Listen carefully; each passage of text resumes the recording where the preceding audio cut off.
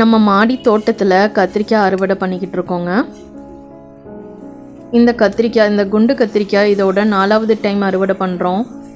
First அறுவடை 1/2 kilo இருந்தது, second அறுவடையும் 1/2 kilo இருந்தது. இன்றைக்கி அறுவடை பண்ணுறது எவ்வளோ இருக்குன்னு கடைசியில் நம்ம பார்க்கலாம். இந்த கத்திரிக்காய் ஒரு டிஃப்ரெண்ட் டேஸ்ட்டில் இருந்தது. மற்ற கத்திரிக்காய் வெரைட்டியை கம்பேர் பண்ணும்போது இது கொஞ்சம் டிஃப்ரெண்ட் டேஸ்ட்டில் தாங்க இருக்கும். ஆனால் நல்லா இருந்தது. இதில் குழம்பெல்லாம் வச்சோம்னா செம்ம டேஸ்ட்டாக இருக்குது. இந்த வகை ரக கத்திரிக்காய் நான் வேறு எங்கேயும் சாப்பிட்டது இல்லைங்க. ஃபஸ்ட் டைம் எங்கள் மாடியில் நடவு பண்ணி அறுவடை பண்ணிக்கிட்டு இருக்கோம். இது கொஞ்சம் டிஃப்ரெண்ட்டான ஒரு அனுபவத்தை எனக்கு கொடுத்துருக்கு. பொதுவாக கத்திரிக்காய் நடவு பண்ணாலே நிறைய பூச்சி தாக்குதல் அதிகமாகவே இருக்கும். என்னன்னு தெரியல, எங்கள் மாடியில் காய்க்கிற கத்திரிக்காயில் எந்த ஒரு பூச்சியோ எந்த ஒரு புழுவும் வச்சதில்லை இது வரைக்கும்.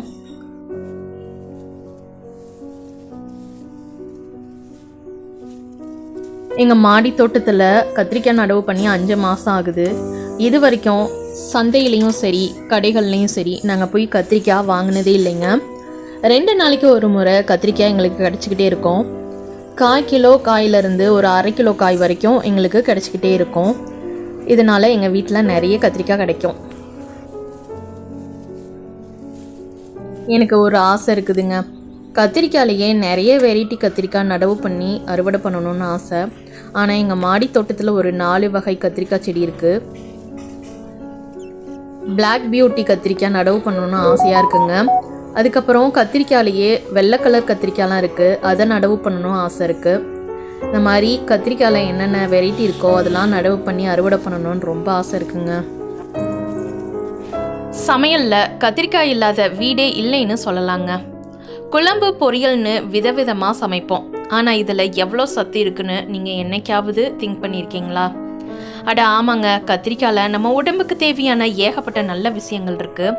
வைட்டமின்னு பார்த்தீங்கன்னா வைட்டமின் சி இருக்குது, வைட்டமின் கே, B6ன்னு நிறைய வைட்டமின்கள் இதில் கொட்டி கிடக்குதுங்க. பொட்டாசியம், மேக்னீஸு, உடம்புக்கு தேவையான தாதுக்கள் இதில் அதிக அளவில் இருக்குது. கத்திரிக்காயில் கலோரி ரொம்ப ரொம்ப கம்மியாக இருக்குது. இதனால் டயட்டில் இருக்கிறவங்க கத்திரிக்காவை கண்டிப்பாக உணவுகளில் சேர்த்துக்கிறது ரொம்ப ரொம்ப நல்லது.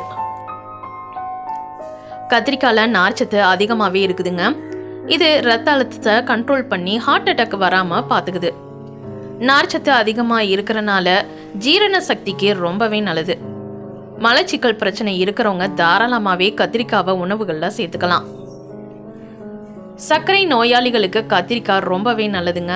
இதில் இருக்கிற நார்ச்சத்து சர்க்கரையோட அளவை சமநிலையாக வச்சுக்குது. இதில் இருக்கிற சில சத்துக்கள் நம்ம மூளை செல்களை பாதுகாத்து ஞாபக சக்தியை அதிகரிக்க செய்யுதுங்க. கத்திரிக்காயில் ஆன்டி ஆக்சிடென்ட் அதிகமாக இருக்கிறனால நம்ம உடம்புக்குள்ளே இருக்கிற கெட்ட விஷயங்கள்ல இருந்து எதிர்த்து போராடி நம்ம நோயிலிருந்து பாதுகாக்குது.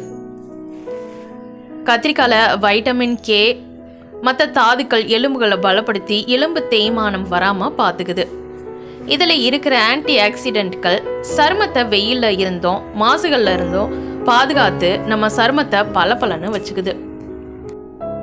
கத்திரிக்காய் செடியை நடவு பண்ணால் கண்டிப்பாக 1 வருஷம் கூட கத்திரிக்காய் நம்மளுக்கு அறுவடை கொடுத்துக்கிட்டே இருக்குங்க. கண்டிப்பாக ஒரு குட்டி குட்டி இடம் இருந்தாலே நீங்கள் கத்திரிக்காய் செடி கண்டிப்பாக நடவு பண்ணுங்கள். நம்மளுக்கு வீட்டுக்கு தேவையான கத்திரிக்காய் நம்மளே அறுவடை பண்ணி சாப்பிட்டுக்கலாம். மெயின்டெனன்ஸ் அந்தளவுக்கு தேவையில்லை. 15 நாளைக்கு ஒரு முறை ஏதாவது உரங்கள் கொடுத்தா போதுங்க. நம்ம வீட்டுக்கு தேவையான காய்கறிகளை நம்மளே அறுவடை பண்ணி சாப்பிட்டுக்கலாம். எங்கள் மாடி தோட்டத்தில் ஒரே நாள் 1 கிலோ கத்திரிக்காய் நாங்கள் அறுவடை பண்ணியிருக்கோம். இந்த மாதிரி காய் நம்மளுக்கு கிடச்சிக்கிட்டே இருக்கும். நம்ம வீட்டு தேவைக்கு போதுமான கத்திரிக்காய் செடி நடவு பண்ணாலே போதுங்க. இந்த கத்திரிக்காய் செடி நடவு பண்ணி ரொம்ப நாள் ஆச்சு. அதனால தான் இலைகள்லாம் கொஞ்சம் சின்னதாயிருச்சு.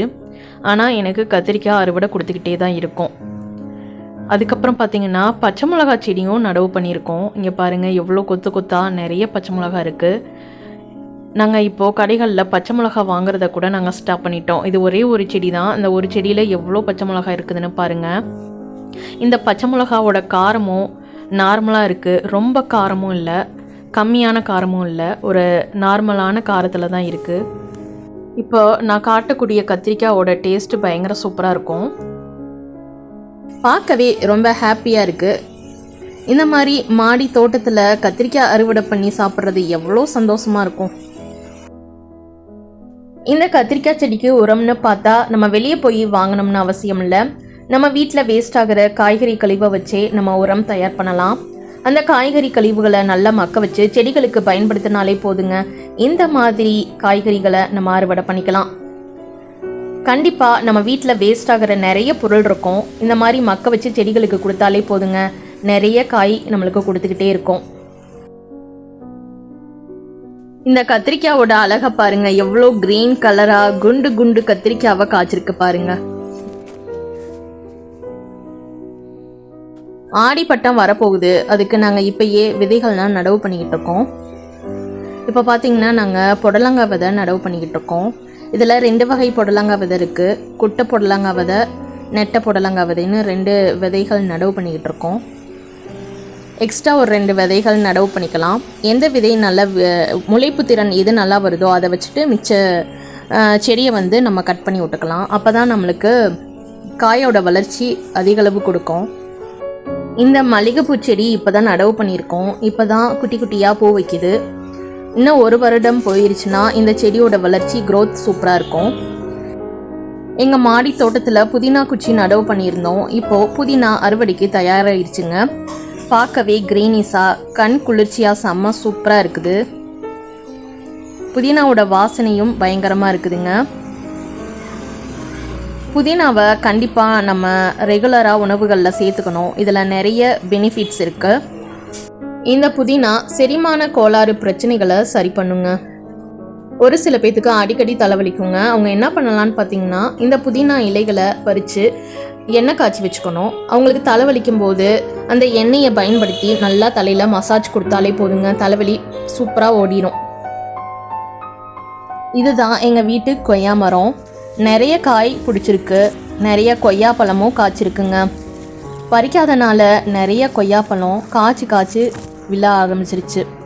இந்த கொய்யா மரத்தில் நிறைய பழங்கள் இருக்கிறனால கிளிகளோட கூட்டம் அதிகளவு வரும். அந்த கிளியோட சத்தத்தை கேட்கும்போது இன்னிசை பாடுற மாதிரி ஒரு அருமையான குரலாக இருக்கும்.